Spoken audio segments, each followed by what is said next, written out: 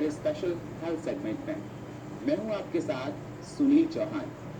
आज हम डिस्कशन करने जा रहे हैं और आपको बताने जा रहे हैं जो परेशानी इंडिया में बहुत ज़्यादा देखी जाती है।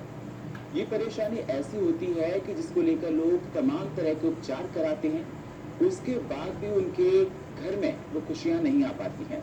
जी हाँ, हम आपको बता दें, इनफर्टिलिटी रेट के लेकर बात करेंगे और आपको बताएंगे कि अगर संतान को लेकर आपको कोई परेशानी हो रही है, आपके घर में अगर कोई बच्चों को लेकर परेशानी हो रही है पति पत्नी में, तो उस पर किस तरह से आप लोगों को निष्कर्ष निकालना है। साथ ही साथ आपको बताएंगे क्या कॉजेज होते हैं, डायग्नोज करने का तरीका क्या है, ट्रीटमेंट क्या है, सरोगेसी क्या होती है, इन विट्रो फर्टिलाइजेशन क्या होता है, नई नई टेक्निक्स जो इंडिया में आ चुकी हैं, उन सारी बातों का आज हम विस्तार से आपके सामने विश्लेषण करेंगे।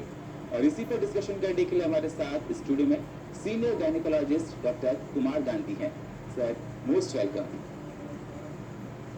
हम डॉक्टर कुमार गांधी जानने की कोशिश करेंगे कि इनफर्टिलिटी है क्या, इसकी प्रॉब्लम क्या होती है, इंडिया में बहुत ज़्यादा देखा जा रहा है, क्या लाइफस्टाइल है, क्या हार्मोन्स का इम्बैलेंस है, तमाम तरह की परेशानी जो कि हम सब लोगों के बीच में देखी जा रही है आजकल लाइफस्टाइल को लेकर, उस पर हम डिस्कशन करना चाहते हैं।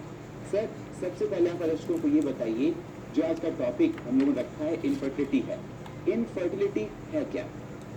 इनफर्टिलिटी ये है कि अगर 1 साल तक शादी के बाद हस्बैंड और वाइफ साथ में रहते हैं, अनप्रोटेक्टेड मिलते रहते हैं और उसके बावजूद भी अगर प्रेगनेंसी नहीं होती है तो उसे इनफर्टिलिटी कहा जाता है। हमारे साइंस में एक और टर्मिनोलॉजी है जिसको हम कहते हैं सब फर्टिलिटी। सब फर्टिलिटी का मतलब है कि चांसेस बहुत अच्छे थे इस कपल के प्रेगनेंसी होने के, लेकिन किसी कारणवश, चाहे उम्र उनकी बढ़ गई है, चाहे लाइफस्टाइल ख़राब कर दी है, जिस वजह से ये सब फर्टिलिटी में चले गए। जो परसेंटेज इनके थे 100 के, वो हो गए 80%, 70%, और इस तरह से ये सब फर्टिलिटी से होते होते इनफर्टिलिटी में चले जाते हैं। बिल्कुल, आपने सब फर्टिलिटी की बात किया, इनफर्टिलिटी की बात कह दी। सर, जिस तरह से अगर देखा जाए कॉजेज क्या है, क्या लाइफस्टाइल मानी जाए, क्या ऐसे कॉजेज माने जाए जो इनफर्टिलिटी का रेट है वो बढ़ता जा रहा है? एक तो सबसे जो इम्पोर्टेंट कॉज है अर्बनाइजेशन लाइफ का जो हमारा हुआ है। अर्बनाइजेशन में आता है एक तो पोल्यूशन, हमारी लाइफस्टाइल, खान पीन का सवाल, जो हम आजकल बाहर का खाना पीना, जंक फूड जो ज़्यादा खा रहे हैं, जिससे ओबेसिटी बढ़ रही है, और इस ओबेसिटी से हार्मोनल चेंजेस होके शरीर जो है वो इनफर्टिलिटी में चला जाता है। तो ये एक प्रकार का इनफर्टिलिटी की रीजंस में आता है। दूसरा रीज़न ये हो सकता है इसके अंदर कि जैसे कि प्रॉपर न्यूट्रिशन ना लेने की वजह से शरीर के अंदर इन्फेक्शन हो जाता है, और इस इन्फेक्शन की वजह से भी कुछ ऐसे कारण हो जाते हैं जिसमें ट्यूबल ब्लॉकेज या कोई और तरह के प्रॉब्लम्स आने लगते हैं। आजकल की यंगर जनरेशन में एक और चीज़ देखी गई है कि जो थोड़ा सा नाइट लाइफ और पार्टी टाइप की इनका जो एटमॉस्फेयर हो गया है, अल्कोहल स्मोकिंग थोड़ा सा बढ़ गई है, ये चीज़ें भी आजकल के रीजंस में आते हैं जिससे कि इनफर्टिलिटी होती है। बिल्कुल, आपने बता दिया लाइफस्टाइल को लेकर, और आपने कहा कि जिस तरह से लोग अल्कोहल का इंटेक करते हैं, फास्ट फूड का इंटेक करते हैं, और लाइफस्टाइल हमारी इसके लिए बहुत ज़्यादा रिस्पॉन्सिबल है। सर, आप तमाम पेशेंट्स को रोज़ एग्जामिन करते हैं, तमाम तरह की टेक्नोलॉजी के बारे में आप जानते हैं, क्या ये देखा जाए मेल रेशियो ज़्यादा है कि फीमेल रेशियो ज़्यादा है? ये सवाल सबसे इम्पोर्टेंट सवाल है, इसलिए मैं इसको सबसे इम्पोर्टेंट मानता हूँ कि ज़्यादातर आज भी लोगों में ये विश्वास है कि अगर इनफर्टिलिटी है तो सिर्फ इसकी जिम्मेदार महिला है, पुरुष नहीं है। मेल फैक्टर को नहीं गिना जाता है, जो कि सबसे गलत है। More than 40% of the times जो प्रेगनेंसी ना होने की वजह है वो मेल फैक्टर होता है, जिसके लिए आदमी जिम्मेदार है। तो 40% का रेशियो हम ले सकते हैं, रफली अराउंड 40 to 45% चांसेस है मेल की वजह से प्रेगनेंसी नहीं होती है, अराउंड 40 to 45% चांसेस है फीमेल की वजह से नहीं हो रही है, अराउंड 5% चांसेस है जहां दोनों की वजह से प्रेगनेंसी नहीं हो रही, दोनों में कुछ कारण है, और 5% ऐसे होते हैं which is called as unexplained infertility, यानी इसमें हमारे पास कोई कारण हम बयान नहीं कर सकते, डॉक्टरी साइंस में नहीं है जिससे हम बता दें कि इनको प्रेगनेंसी नहीं क्यों हो रही है। जी सर, बहुत अच्छे से आपने एक्सप्लेन किया, क्या फीमेल का रेशियो है, क्या मेल का रेशियो है। सर, अगर बात की जाए, जैसे बहुत सी जगह ये देखा जाता है कि जनरली फीमेल को जिम्मेदार ठहराते हैं कि अगर बच्चा नहीं हो रहा है। सर अगर एक अच्छे बच्चे को डेवलप करने के लिए एक फादर को और एक मदर को, एक मेल को एक फीमेल को क्या करना चाहिए? बहुत ज़रूरी सवाल है ये। सबसे पहले तो बैड हैबिट्स जितने भी हमारे हैं, सोशल टैबूज़ है, उनसे दूर रहा जाए। नाइट लाइफ, अल्कोहल, स्मोकिंग, गुटखा, ये मेल के लिए बहुत इंपॉर्टेंट है। फीमेल के लिए हम जहाँ तक समझते हैं कि स्मोकिंग, अल्कोहल उतना अभी नहीं है, लेकिन जंक फूड, फास्ट फूड, जो न्यूट्रिटिव डाइट है, जिसको हम विलुप्त करते जा रहे हैं, प्लस थोड़ी बहुत वॉक, एक्सरसाइज, योगा, ये चीज़ें जो हमारे लाइफ में ज़रूरी है, जिसको हम घटाते जा रहे हैं, इस वजह से प्रेगनेंसी ना होने का रेशियो बढ़ जाता है। बिल्कुल, मतलब जिस तरह से आपने बताया है कि हमें लाइफस्टाइल अगर कुल मिला के देखा जाए तो वही करना है। सर अगर कोई कंसीविंग फीमेल है जिसको गर्भ धारण कर रखा है उसने, तो उसको डाइट किस हिसाब से लेनी चाहिए? उसका डाइट चार्ट कैसा होना चाहिए? बिल्कुल सही सवाल है। ये मैं अपनी प्रेग्नेंट महिला को भी बताता रहता हूँ। सबसे ज़रूरी चीज़ है कम से कम 1 किलो किसी भी फॉर्म में दूध लिया जाए। पूर्ण आहार है ये, सिर्फ इसके अंदर आयरन नहीं है, बाकी हर तरह से ये संपूर्ण आहार है। सो 1 किलो मिल्क हमेशा फ़ायदा करेगा। इसके अलावा हाई प्रोटीन डाइट जैसे कि रोटी, सब्जी, दाल चावल, हरी सब्जियाँ, फ्रूट्स, होल फ्रूट लीजिए, ना कि फ्रूट जूस लीजिए। और अगर फ्रूट जूस भी लेना है, घर पे निकला हुआ हो, ना कि बाज़ार का लिया जाए, उसमें इन्फेक्शन के चांसेस फिर से बढ़ते हैं। और ना खाने के अंदर अगर हम लिस्ट लिए तो बाहर का कुछ भी नहीं खाना है, जूस भी बाज़ार का नहीं लेना है। इसके अलावा गोलगप्पे, टिक्की, चाट, चाउमीन, बर्गर, मोमोज, ये सब जितना आप अवॉइड करते हैं, उतना आपकी प्रेगनेंसी में न्यूट्रिटिव डाइट की वजह से बच्चे को पोषण मिलता है। और उसके साथ कोई कुछ ना करे तो भी एक फोलिक एसिड की गोली लेते रहे, जिससे कि प्रेगनेंसी के काफ़ी सारे कॉम्प्लिकेशंस दूर रहते हैं। बिल्कुल, फॉलिक एसिड की गोली हमको लेनी है जिस जो भी इस कंडीशन पर हो। सर बहुत सी जगह ये अवधारणा है लोगों की कि घी खिलाओ। मैंने काफ़ी रिसर्च में ये पढ़ा है, कहते हैं कि घी प्रेग्नेंट लेडी के लिए बहुत अच्छा होता है। क्या आपका मानना है घी प्रेग्नेंट लेडी के लिए बहुत अच्छा है? घी जो है ये सबसे फाइन फॉर्म ऑफ, या आप कह सकते हैं लास्ट फॉर्म ऑफ मिल्क है। इससे जो है हमें फैट मिलता है, ना कि न्यूट्रिटिव कोई चीज़ मिल सकती है। जो प्रेग्नेंट होने से पहले या प्रेगनेंसी के दौरान जिसका वेट 50 किलो 55 किलो से कम है, यानी कि जिनकी अपनी बॉडी में रिजर्व की गुंजाइश है, वो लोग अगर घी लेते हैं, वो भी 1 to 2 स्पून्स पर डे ठीक रह सकता है। लेकिन आजकल की डेट में हमारी यहाँ की प्रॉब्लम्स है ओबेसिटी, आजकल की हमारी प्रॉब्लम है जंक फूड, आजकल की हमारी प्रॉब्लम है हार्मोनल प्रॉब्लम्स। तो इन वजहों में और ये इन चीज़ों के अंदर घी लेना उतना अच्छा हम नहीं मानते हैं। दूसरा एक और भी चीज़ है कि जो पहले शुद्ध घी मिलता था हमें, आज वो घी मिलावट वाला हो गया है। तो अगर घी लेते भी है, पता नहीं उसके अंदर हम क्या मिलावट लेंगे और उससे हमें क्या नुकसान हो सकता है। तो घी की मात्रा उतनी रखिए जो रोटी सब्जी में लगाया जाता है वो, ना कि एक पुराना ट्रेडिशन चल रहा है कि एक ग्लास के अंदर 2 चम्मच घी मिला के पिलाया जाए, खासकर डिलीवरी से 1 महीने पहले, जिससे कि नॉर्मल डिलीवरी के चांसेस बढ़ जाते हैं। ये बिल्कुल गलत धारणा है, ऐसा कुछ नहीं होता है। बिल्कुल सर, आपने ये सारी बातों के बारे में डिस्कशन कर दिया, लेकिन सर एक जो प्रेग्नेंट लेडी है उसको कौन कौन से टेस्ट कौन कौन से टाइम पर कराने बहुत ज़्यादा इम्पॉर्टेंट है, जिससे पता चल सके कि डेवलपिंग एम्ब्रियो है वो किस स्टेज पर है? सबसे पहले तो जब 1 हफ्ता ऊपर हो जाता है, यानी मिस पीरियड जिसको हम कहते हैं, तो एक प्रेगनेंसी किट जो कि आमूमन इवन किसी केमिस्ट की दुकान पे भी मिल जाती है, उससे यूरिन का टेस्ट कर लीजिए, जिसे यूपीटी कहते हैं, यूरिन प्रेगनेंसी टेस्ट। ये करने के बाद पास के किसी सरकारी अस्पताल या किसी प्राइवेट डॉक्टर को, जिन पे आपको काफ़ी यकीन है, उनके पास जा सकते हैं और वहाँ पे जाके अपना इलाज शुरू कर सकते हैं। मैंने पहले ही बताया कि इलाज में सबसे ज़रूरी है फोलिक एसिड। शुरू के 3 महीने तक उल्टियाँ होने के चांसेस बहुत ज़्यादा होते हैं। उल्टियाँ हो सकती है या उल्टियाँ उबकाइयाँ महसूस होती है, ये प्रेगनेंसी सिम्टम में आता है। इसे हम प्रेगनेंसी इंड्यूस नॉजिया कहते हैं।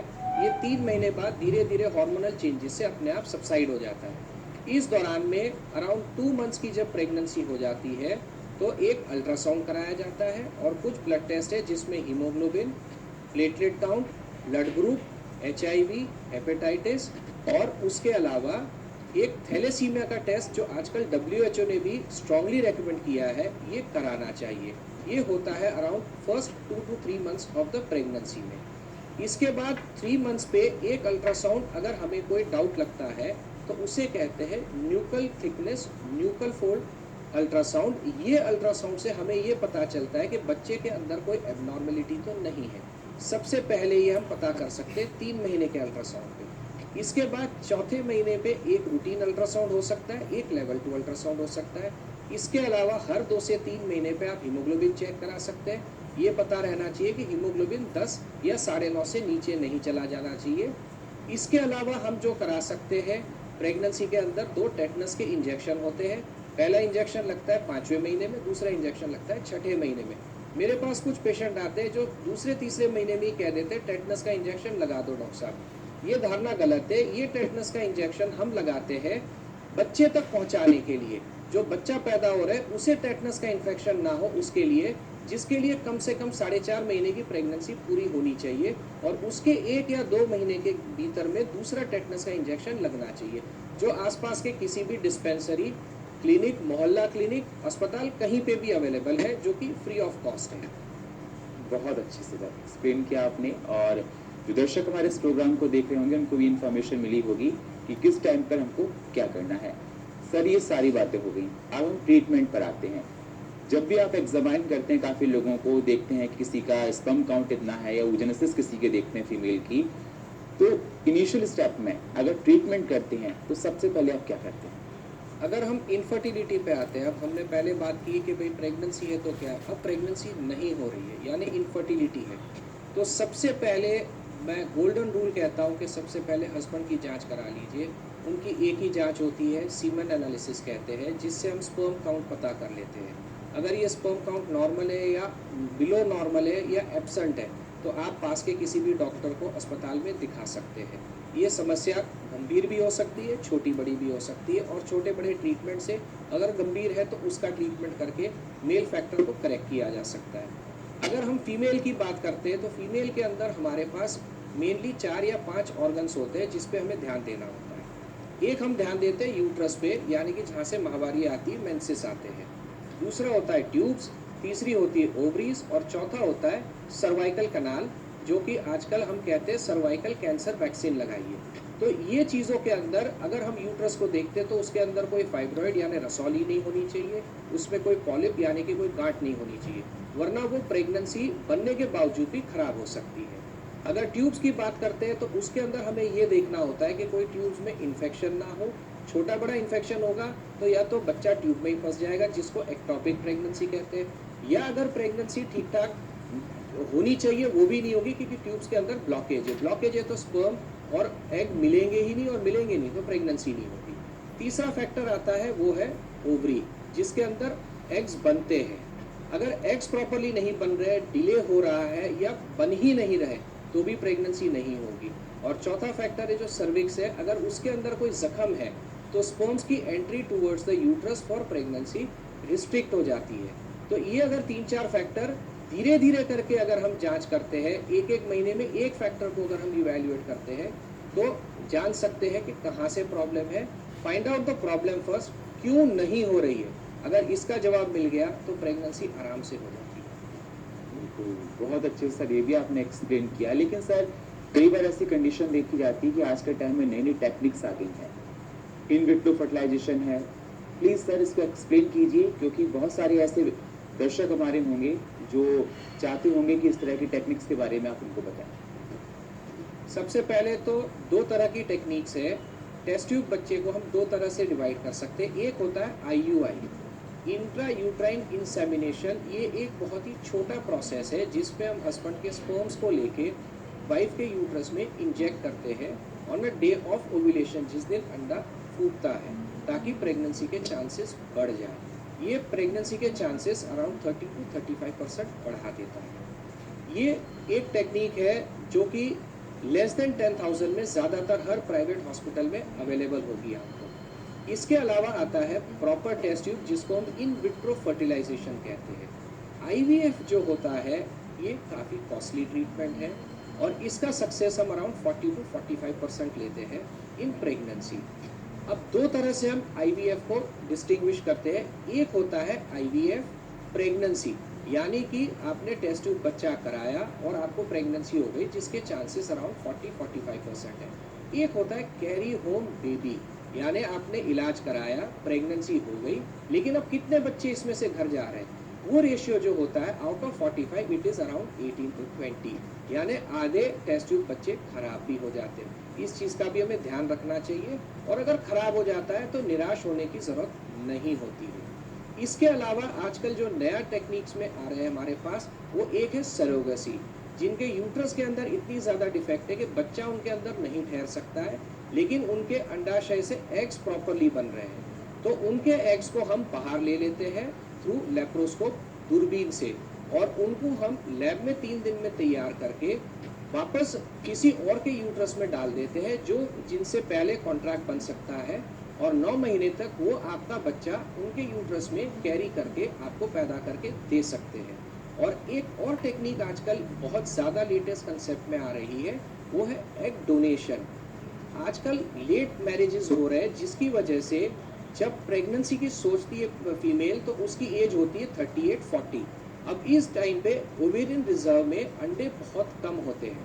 कम होने की वजह से वो फर्टाइल उतने नहीं कैपेसिटी रखते जो एक नॉर्मल या वो खुद में 20 साल 22 साल की उम्र में रखती थी। इसी को हम सब फर्टिलिटी कहते हैं।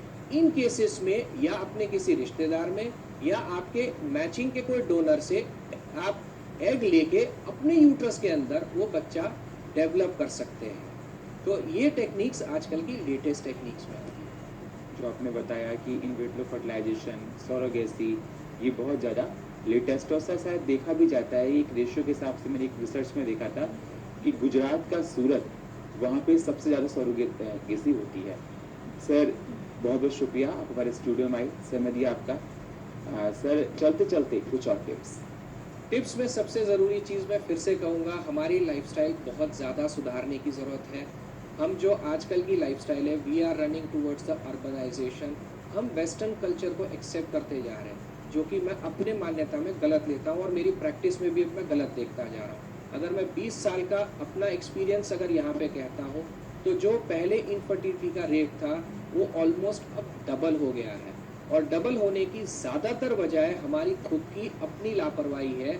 जो हमारी एक सभ्यता थी, एक इंडियन कल्चर था, उसको हम छोड़ के अब जो वेस्टर्न कल्चर को अपनाते जा रहे हैं, जो जंक फूड की तरफ जा रहे हैं, नाइट लाइफ को बढ़ाते जा रहे हैं, एक्सरसाइज हम भूल गए हैं, फिजिकल एक्टिविटी जो हम नहीं कर रहे हैं, ये सारी चीज़ें कंट्रीब्यूट करती है टूवर्ड्स द इनफर्टिलिटी।